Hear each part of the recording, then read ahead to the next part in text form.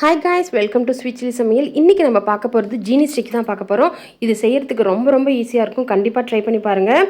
இது எப்படி பண்ணுறதுன்னு வீடியோக்குள்ளே போய் பார்க்கலாம். இப்போ வாங்க வீடியோக்குள்ளே போகலாம்.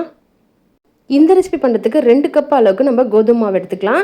இதுக்கு நீங்கள் மைதா மாவு யூஸ் பண்ணுறதா இருந்தாலும் யூஸ் பண்ணிக்கலாம். டேஸ்ட் ஒரே மாதிரி தான் இருக்கும். கோதுமை மாவு பண்ணுறதுனால கொஞ்சம் ஸ்ட்ராங்காக இருக்கிற மாதிரி இருக்கும்.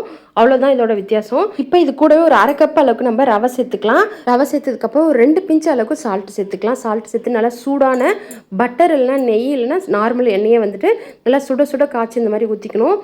ஃபஸ்ட்டு இது எல்லாத்தையும் நல்லா கை வச்சு மிக்ஸ் பண்ணி விட்டுட்டு அதுக்கப்புறம் கொஞ்சம் கொஞ்சமாக தண்ணி ஊற்றி நல்லா சப்பாத்தி மாவு பதம் சப்பாத்திக்கு செய்கிற மாதிரி நம்ம பிசைஞ்சு தனியாக எடுத்து வச்சிடலாம். இது ஒரு 1/2 மணி நேரம் நல்லா ஊறட்டும்.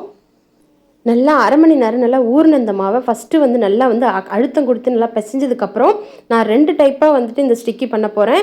உங்களுக்கு எது ஈஸியோ நீங்கள் அந்த மாதிரி பார்த்து பண்ணிக்கோங்க. நான் ரெண்டுமே நான் போடுறேன். அது நீங்கள் செக் பண்ணிக்கோங்க, பார்த்துக்கோங்க. ஃபஸ்ட்டு டைப் பார்த்தீங்கன்னா 2ஆக பிரிச்சுட்டு மாவு இந்த அளவுக்கு கொஞ்சம் திக்காக திறனதுக்கப்புறம் இதை 2ஆக கட் பண்ணி ஓரங்கள்லாம் கட் பண்ணி அந்த மாதிரி ஸ்டிக்கி போடுறதுக்கு உங்களுக்கு ஈஸியாக இருந்துச்சுன்னா இந்த மாதிரி பண்ணிக்கோங்க. இது கொஞ்சம் ஈஸியாக இருக்கும். நம்மளுக்கு பண்ணுறதுக்கும் கொஞ்சம் டைம் கொஞ்சம் சேவ் ஆன மாதிரி இருக்கும். இந்த மாதிரி ஸ்டிக்கி நீட்டாக கட் பண்ணி அந்த மாதிரி போட்டுக்கலாம். இல்லை இது செகண்ட் டைப்பு. ஆஸ் யூஷுவல் நம்ம இந்த மாதிரி கொஞ்சம் பூரி பதத்தில் கொஞ்சம் திக்காக போட்டுட்டு இதில் நம்ம இந்த மாதிரி கட் பண்ணி ஓரங்களை கட் பண்ணிவிட்டு அதே மாதிரி ஷேப் எடுக்கிறதா இருந்தாலும் எடுக்கலாம். உங்களோட விருப்பம் தான். இந்த 2 டைப்பில் உங்களுக்கு எது ஈஸியாக இருக்கோ நீங்கள் அதை பண்ணிக்கோங்க. இப்போ இந்த மாதிரி ஸ்டிக்கி ஃபுல்லாக எடுத்து நம்ம ஒரு தனியாக பிளேட்டில் வச்சதுக்கப்புறம் இதை நம்ம பொரிச்சு எடுத்துடணும். இப்போ இது அப்படியே இருக்கட்டும். இப்போ நம்ம எண்ணெயில் போட்டு பொரிச்சு எடுத்துக்கலாம். இப்போ இதை மீடியம் ஹீட்டில் வச்சு இது நம்ம ஒன்று போட்டு நம்ம பொரிச்சு எடுத்துட வேண்டியது தான். இது ரொம்ப செவக்கணும்னு அவசியம் இல்லை. நல்லா கிறிஸ்பியாக பபிள்ஸ்லாம் அடங்கினாலே போதும். இது நல்லா வெந்து வந்துடும். மைதா மாவு இருந்துச்சுன்னா கொஞ்சம் லோ ஃப்ளேமில் வச்சு நீங்கள் பொரிச்சு எடுக்கலாம். கலர் இந்த அளவுக்கு நல்லா சேஞ்ச் ஆனதுக்கப்புறம் நம்ம எடுத்துடலாம். ஏன்னா நம்ம எடுத்ததுக்கப்புறம் நல்லா கலர் சேஞ்ச் ஆகி வரும். கொஞ்சம் டார்க்காக நம்மளுக்கு கிடைக்கும். இதை எல்லாத்தையும் பொரிச்சதுக்கப்புறம் இது தனியாக அப்படியே எடுத்து வச்சிடலாம்.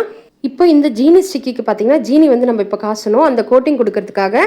இப்போ அதுக்கு பார்த்தீங்கன்னா 2 கப்பு கோதுமை மாவுக்கு 1 கப் அளவுக்கு சக்கரை கரெக்டாக இருக்கும். உங்களுக்கு எக்ஸ்ட்ரா சுகர் வேணும் அப்படின்னா நீங்கள் எக்ஸ்ட்ரா 1.5 கப் அளவுக்கு போட்டுக்கலாம். இப்போ இதில் முழுகிற அளவுக்கு மட்டும் தண்ணி ஊற்றி இது நல்லா கம்பி பதம் வரணும்.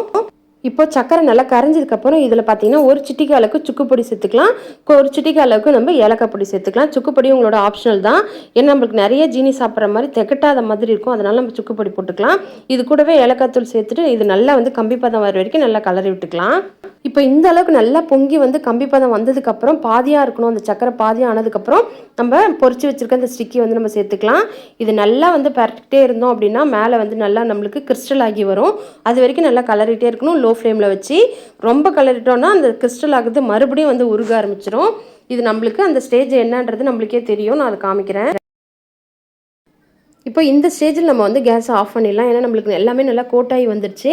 நம்ம அப்படியே கொஞ்சம் லிக்விடாக இருக்கும்போது கேஸை ஆஃப் பண்ணிட்டோம் அப்படின்னா அதுக்கப்புறம் அது நல்லா கோட்டாகி வந்துடும். இது நம்ம அப்படியே ஆற வச்சதுக்கப்புறம் சர்வ் பண்ண வேண்டியது தான். இது ரொம்ப டேஸ்ட்டாக இருக்கும். கோதுமை மாவை விட மைதா மாவு இதில் டேஸ்ட்டாக இருக்கும். கொஞ்சம் ஹெல்த் கான்ஷியஸ் இருக்கிறவங்க நீங்கள் கோதுமை மாவை யூஸ் பண்ணலாம். கோதுமை மாவில் கொஞ்சம் ஸ்ட்ராங்காக இருக்கிற மாதிரி இருக்கும். அவ்வளோதான். கண்டிப்பாக ட்ரை பண்ணி பாருங்கள். இது குழந்தைங்களுக்கு ரொம்ப பிடிக்கும். ட்ரை பண்ணிவிட்டு எப்படி வந்திருக்கு எனக்கு கமெண்ட் செக்ஷனில் சொல்லுங்கள். இந்த வீடியோ உங்களுக்கு பிடிச்சிருந்தா ஒரு லைக் கொடுத்துருங்க. நெக்ஸ்ட் வீடியோவில் மீட் பண்ணுறேன். அது வரைக்கும் பாய். தேங்க்யூ.